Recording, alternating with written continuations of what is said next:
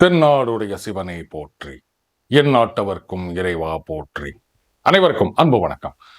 நண்பர்களே, இப்பொழுது கிருஷ்ணருக்கும் சிசுபாலனுக்குமான யுத்தம் ஆரம்பமாகின்றது.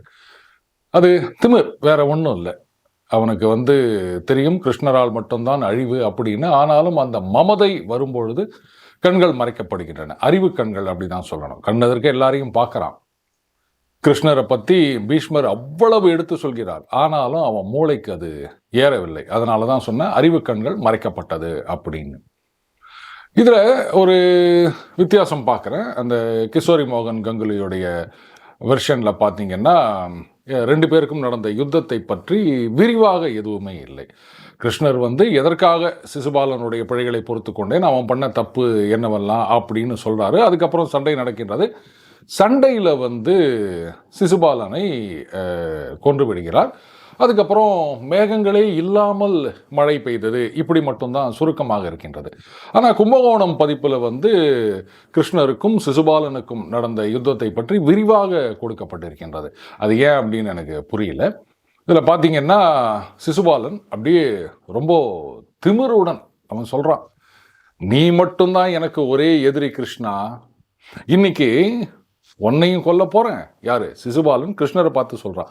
உன்னையும் கொல்ல போகிறேன், கூடவே அந்த பீஷ்மன் பாண்டவர்கள் அத்தனை பேரையும் தீர்த்து கட்டிட்டு கடலால் சூழப்பட்ட இந்த உலகை நானே ஆளப்போகிறேன் அப்படின்றான். எந்த அளவுக்கு அந்த மமதை அவன் மண்டைக்குள்ளே ஏறிக்கிறது அப்படின்றதுக்கு இது ஒரு சின்ன உதாரணம் தான். இப்போ இரண்டு பேருக்கும் கடுமையான யுத்தம் நடக்கின்றது. இதை பார்த்தீங்கன்னா, காட்டில் இருக்க மிருகங்கள்லேருந்து இந்த யுத்தத்தை ரொம்ப ஆர்வமாக பார்க்கின்றன அப்படின்னு சொல்கிறாங்க. ரெண்டு பேருக்கும் ஒரு சரிசமமான யுத்தம் மாதிரி தான் தோன்றுகிறது. சிசுபாலன் பானங்களை ஏவுகிறான், அதே மாதிரி கிருஷ்ணர் பானங்களை ஏவுகிறார். அதுக்கப்புறம் அந்த யமாஸ்திரம் அப்படின்ற அஸ்திரத்தை ஏவுகிறான். அதை அதே யம அஸ்திரத்தை வைத்து முறியடிக்கின்றார் கிருஷ்ணர். அதே மாதிரி குபேர அஸ்திரம்ன்ற ஒரு அஸ்திரத்தை ஏவுகின்றான். இவரும் குபேர அஸ்திரத்தை கிருஷ்ணர் ஏவி அதை முறியடிக்கின்றார். இந்த மாதிரி நிறைய அஸ்திர பிரயோகங்கள் நடக்கின்றன. அதுக்கப்புறம் இவன் 5 பானம் போடுகின்றான், கிருஷ்ணர் 7 பானம் போடுகின்றார். இப்படி மாறி மாறி பானங்கள் போடப்படுகின்றன. அதுக்கப்புறமா சிசுபாலன் என்ன பண்ணுறான், கிருஷ்ணரை தோற்க முடியாது அப்படின்ற ஒரு ரியலைசேஷன் வந்திருக்கும் போல இருக்கு. மாயையை உருவாக்குகிறான் அப்படின்றாங்க. கல்மழை பொழிய வைக்கிறான், இன்னும் என்னென்னவோ பண்ணுறான். ஏராளமான அந்த ஆயுதங்களை எல்லாம் அப்படியே கிருஷ்ணர் அவரது தேரை மறைத்து வீசுகிறான். ஒரு கட்டத்தில் கிருஷ்ணரது அந்த தேரை ஓட்டுகின்ற சாரதி அவர் சொல்கிறார், உங்களது பிரபாவத்தில் தான் நாங்கள் இருக்கின்றோம், அதனால் நீங்கள் உடனடியாக அந்த சிசுபாலனை கொல்ல வேண்டும் அப்படின்றாரு. அப்போ கிருஷ்ணர் சொல்கிறாரு, நீ ஒன்றும் பயப்படாதே அப்படின்னு சாரதிக்கு ஆறுதல் கூறுகின்றார். கடைசியாக அவரது சங்க எடுத்து சங்கநாதம் செய்கிறார். அதன் பிறகு சக்கராயுதத்தால் அந்த சிசுபாலனுடைய சிரசை அறுக்கிறார். அப்படியே மலை விழுந்தது போல கீழே விழுகின்றான் சிசுபாலன். சிசுபாலன் இறந்து விழுந்த பிறகு அவன் உடம்பிலிருந்து ஒரு ஒளி தோன்றுகிறதாம். அந்த ஒளி அப்படியே கிருஷ்ணருக்குள் ஐக்கியமாகி விடுகின்றது அப்படின்றாங்க. அதன் பிறகு பார்த்தீங்கன்னா, யுதிஷ்டர் அவர் தம்பிகளை கூப்பிட்டு சிசுபாலனுக்கு அந்த உரிய முறையில் அந்த கர்மங்களை எல்லாம் செய்ய வேண்டும் அப்படின்றாரு. அதன் பிறகு சிசுபாலனுடைய மகன் அவனுக்கு பட்டாபிஷேகம் கட்டுகின்றார்கள். இப்போ பார்த்தீங்கன்னா, சிசுபாலன் விழுந்த பிறகு அங்கே இருக்கின்ற அரசர்கள் அவங்களெல்லாம் ஒரு சிலர் எதற்காக கோபம் அப்படின்னே தெரியாமல் பற்களை நரநரன்னு கடிக்கிறாங்களாம். ஒரு சிலர் பார்த்தீங்கன்னா, அப்பா ஒழிந்தான் சிசுபாலன் அப்படின்ட்டு கிருஷ்ணருக்கு வந்தனம் கூறுகின்றனர். ஒரு சிலர் ரெண்டு பக்கமும் சேராமல் அது நடுநிலைமையாக இருக்கின்றார்கள் அப்படின்னு கூறப்படுகின்றது. இதற்கு பிறகு பார்த்தீங்கன்னா, அந்த ராஜசூய யாகம் எந்த விதமான ஒரு இடையூறுகளும் இன்றி எப்படி நடக்கணுமோ அந்த மாதிரி நடந்து முடிகின்றது. கிருஷ்ணர் அந்த யாகம் முடியும் வரையில் அவர்தான் யாகத்தை காத்தருளினார் அப்படின்றாங்க. யாகத்தை மட்டுமா, ஒட்டுமொத்தமாக இந்த உலகத்தையே காக்கின்றவர் அந்த கிருஷ்ணர் இல்லையா? யாகம் முடிந்த பிறகு அந்த அரசர்கள்லாம் யுதிஷ்டர்கிட்ட வராங்க. நீங்கள் இன்றிலிருந்து சாம்ராட் என்று அழைக்கப்படுவீர்கள், இது மிகப்பெரிய ஒரு தர்ம காரியம், அதனால் நாங்களெல்லாம் மகிழ்ச்சி அடைகின்றோம் அப்படின்னு சொல்லிட்டு அவங்க கொண்டு வந்த காணிக்கைகள், ரத்தனங்கள் அதையெல்லாம் கொடுத்து விட்டு எங்களுக்கு விடை கொடுக்க வேண்டும் அப்படின்றாங்க. இப்ப பாத்தீங்கன்னா யுதிஷ்டர் அவர் அரசர்களுக்கெல்லாம் அரசர் அப்படின்னு ஆயாச்சு. ராஜசூய யாகமும் செம்மையாக நிறைவு பெற்றது. ரைட்டு போயிட்டு வாங்க அப்படின்னு சொல்லியிருக்கலாம். ஆனா பாருங்க, அந்த பணிவு அப்படின்றது அவர் உடனே என்ன பண்றாரு, தம்பிகளை கூப்பிட்டு மற்றவங்களெல்லாம் கூப்பிட்டு இவங்கெல்லாம் நம்ம யாகத்துக்கு வந்திருந்து நம்மை கௌரவித்திருக்கின்றனர், அதனால இவர்களுக்கு தக்க மரியாதை செய்து இவங்களை நீங்க கூடவே சென்று வழி அனுப்ப வேண்டும் அப்படின்னு. அதாவது நம்ம வீட்டுக்கு யாராவது வந்தாங்க அப்படின்னு சொன்னா அது விருந்தாளிகளா இருக்கட்டும், நண்பர்களா இருக்கட்டும், அது தினமும் வரவங்க, அடிக்கடி வரவங்க அப்படின்றது இல்லை. மற்றபடி இந்த விருந்தாளிகள், அதிதிகள் அப்படின்னு சொல்லப்படுபவர்கள், அதுக்கப்புறம் இன்றைக்கோ ஒரு தடவை வரவங்க, இவங்களெல்லாம் வீட்டிலிருந்து புறப்படுகின்றார்கள் அப்படின்னும் போது அட்லீஸ்ட் வாசப்படியை தாண்டி கொஞ்சம் தூரமாவது போயிட்டு வழி அனுப்பி வர வேண்டும் அப்படின்றது நம்மளுடைய பண்பாடாக இருந்ததுன்னு நான் ஏன் சொல்கிறேன்னா, இன்னைக்கு அதெல்லாம் பார்க்க முடியறதில்ல. சார் அப்பார்ட்மெண்ட்டில் இருக்கோம் சார், எங்கே சார் போகிறது அப்படின்லாம், அட்லீஸ்ட் அந்த வாசப்படி தாண்டியாது உட்காந்துட்டு கிளம்புறோம் அப்படின்னா ரைட்டு போயிட்டு வாங்க அப்படின்றது அழகல்ல. நமது பாரம்பரியம் அப்படி கிடையாது. யாராவது வராங்க அப்படின்னு சொன்னா வாசலிலேயே சென்று வரவேற்க வேண்டும். சரி ரைட்டு, இன்னைக்கு இந்த காரிடாரில் யார் வராங்க என்ன ஒன்றுமே தெரியாது. அப்போ கூட இன்னொன்று இருக்குது, யாராவது கெஸ்ட்டு வராங்க அப்படின்னா பல இடங்களில் அது ஒரு ஆப்பில் நோட்டிஃபிகேஷன் வரும், பர்மிஷன் கொடுத்தா தான் அவங்கள உள்ளே விடுவாங்க. அப்போவே அவங்க வராங்கன்னு தெரியும் போது அட்லீஸ்ட் வாசலுக்கு வெளியில் நின்று வாங்க அப்படின்னு வரவேற்கலாம். திரும்பி போகும்பொழுதாவது கூடவே கொஞ்சம் தூரமாவது போயிட்டு அவங்கள வழி அனுப்பி விட்டு வரலாம். இதெல்லாம் நாம் மறந்துட்டோம். அது எதுக்குங்க, மரியாதைன்றது மனசில் இருக்கணுங்க அப்படின்னு சொல்லியே எல்லாத்தையும் குப்பையில் போட்டுட்டோம் நம்ம. அப்போ இதை பார்க்குற நம்ம பசங்க எப்படி வளருவாங்கன்றது நமக்கு ஒன்றுமே புரியல. இன்னைக்கு திடீர்னு ஒருத்தர் வீட்டுக்குள்ளெல்லாம் போயிட முடியாது. முன்னாடியே பர்மிஷன் கேட்டு நீங்கள் இருப்பீங்களா, வரலாமா, உங்களுக்கு சௌகரியமாக இருக்குமா, இப்படிலாம் கேட்டுட்டு தான் அது சொந்தக்காரங்களாக இருக்கட்டும் இல்லை நண்பர்களாக இருக்கட்டும் போக வேண்டியதாக இருக்குது.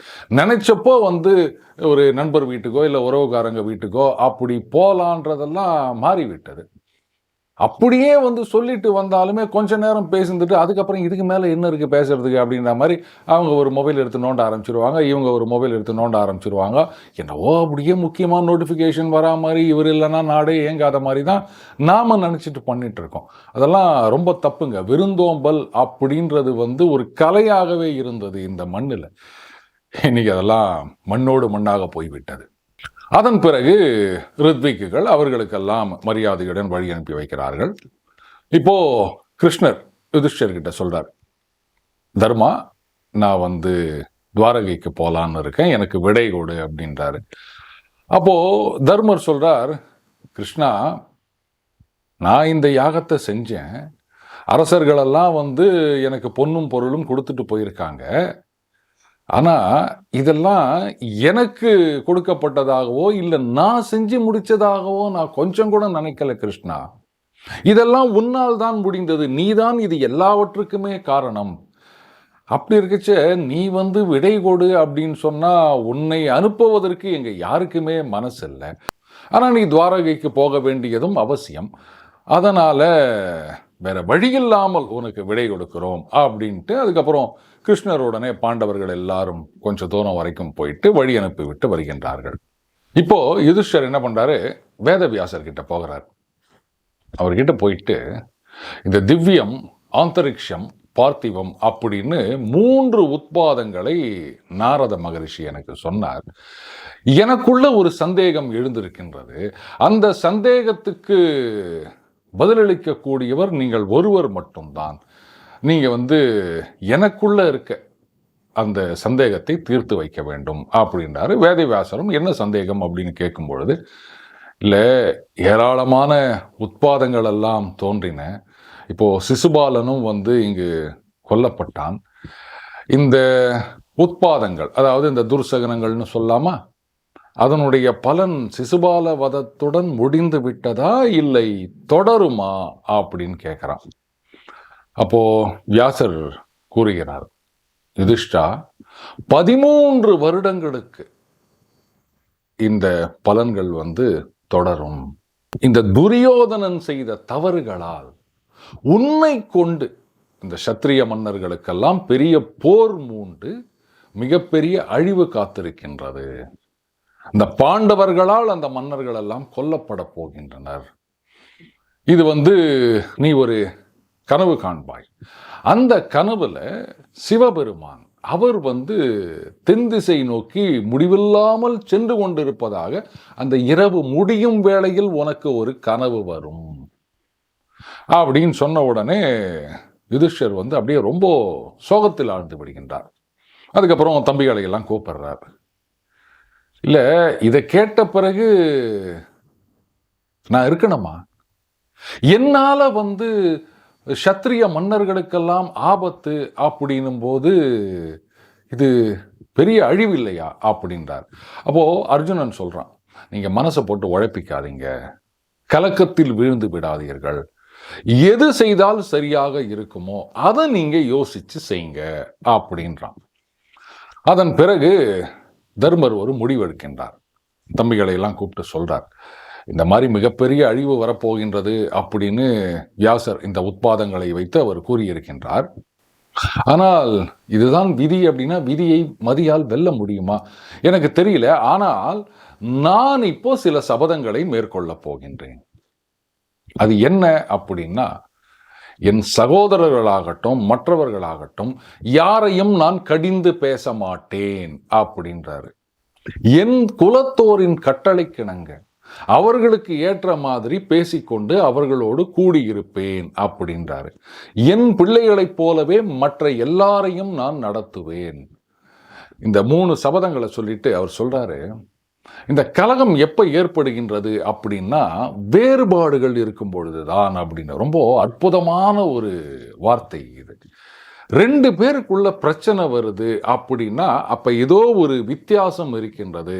அதனால தான் இந்த கலகமே உண்டாகின்றது. இப்போ நண்பர்கள் 2 பேர்த்துக்குள்ள ஒரு பிரச்சனை வருது அப்படின்னு சொன்னால் மேபி இவர் இது நல்லது அப்படின்னு நினைக்கலாம், அவர் அதை கெட்டதுன்னு நினைக்கலாம். அந்த வேறுபாடு இருக்கும் பொழுது தான் அந்த கலகம் பிரச்சனை அப்படின்றது உருவாகிறது. பார்த்தீங்களா? இதே மாதிரி தான் கணவன் மனைவிக்குள்ளும்.